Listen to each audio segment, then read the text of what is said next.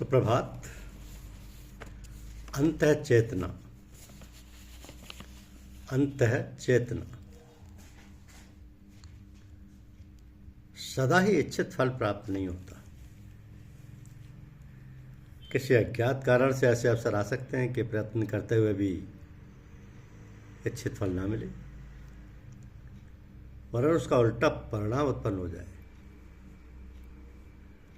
तो ऐसी दशा में जो व्यक्ति मुद्दतों से आशाओं के महल बनाए बैठा है, उसका दिल टूट जाएगा। निराशा का एक भारी झटका लगेगा और उस शोक से संभव है कि अपनी बुद्धि या तंदुरुस्ती अथवा जिंदगी गंवा बैठे। तो अपने प्रियजन की मृत्यु पर धन या प्रतिष्ठा नष्ट होने पर अनेक व्यक्ति पागल होते, बीमार पड़ते देखे गए। शोक का इतना गहरा घाव होने लगता है कि जो इन वस्तुओं में अतिशय आसक्त होते हैं, जिन्हें इतना ज़्यादा मोह नहीं होता, उन्हें गहरी व्यथा भी नहीं होती। वे बड़े बड़े झटकों को आसानी से सह लेते हैं। अनासक्त कर्मयोग की उपासना करने वाला व्यक्ति सांसारिक पंच भौतिक वस्तुओं की नश्वरता को गंभीर दृष्टि से देखता है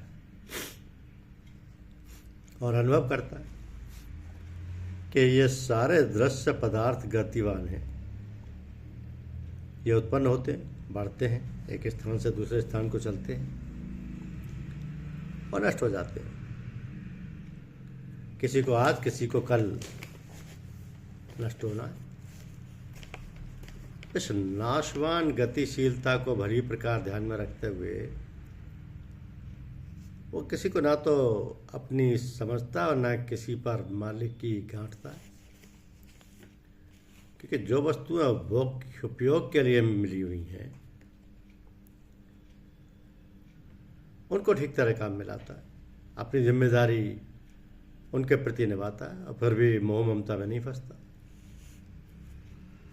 यदि कोई प्यारी से प्यारी वस्तु नष्ट हो जाए तो वह अपने को शोकार्त नहीं होने देता, वरन अपने को संभाल लेता है, मन को समझा लेता है। जो क्रम संसार की समस्त वस्तुओं के ऊपर लागू हो रहा है, वही यदि अपने निकट वाली वस्तु के ऊपर भी लागू हो जाए तो इसमें आश्चर्य, क्षोभ या व्यथा की कौन सी बात है। अतीत काल से नित्य असंख्य मनुष्य मरते आ रहे हैं। तो यदि अपना कोई प्रियजन आज मर जाता है तो उसमें छटपटाने की क्या बात है। इसी प्रकार धन, यश, स्वास्थ्य जैसी अस्थिर वस्तुएं डावाडोल हो जाती हैं, तो हाय हाय करने का क्या कारण। कर्मयोगी इन सब तथ्यों को समझता है, इसलिए हानि लाभ की उलट पलट को देखकर वह विचलित नहीं होता।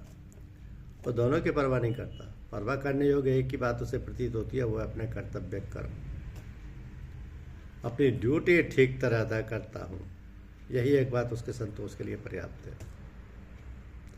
अपने आनंद को वो दूसरों के हाथ नहीं भेज देता, वरन मुट्ठी में रखता है। अमुक फल मिलना अपने हाथ की बात नहीं, वरन दूसरों के हाथ की बात है। फिर ऐसा आधार क्यों पकड़ा जाए कि जब दूसरे की कृपा प्राप्त हो तब उस सुख मिले, जब दूसरा पक्ष चुप रहे या विपरीत उत्तर दे तो दुख में बिल्कुल। ये तो पराधीनता का बंधन हुआ। भाग्य के, प्रारब्ध के, धनी के, समर्थ के, किसी के भी आश्रित आप क्यों मरे। अच्छा ये कि आप स्वाधीन रहें, अपनी स्वतंत्रता किसी के हाथ ना बेचें। फलना सही, कर्म करना तो अपने हाथ में है। धन्यवाद।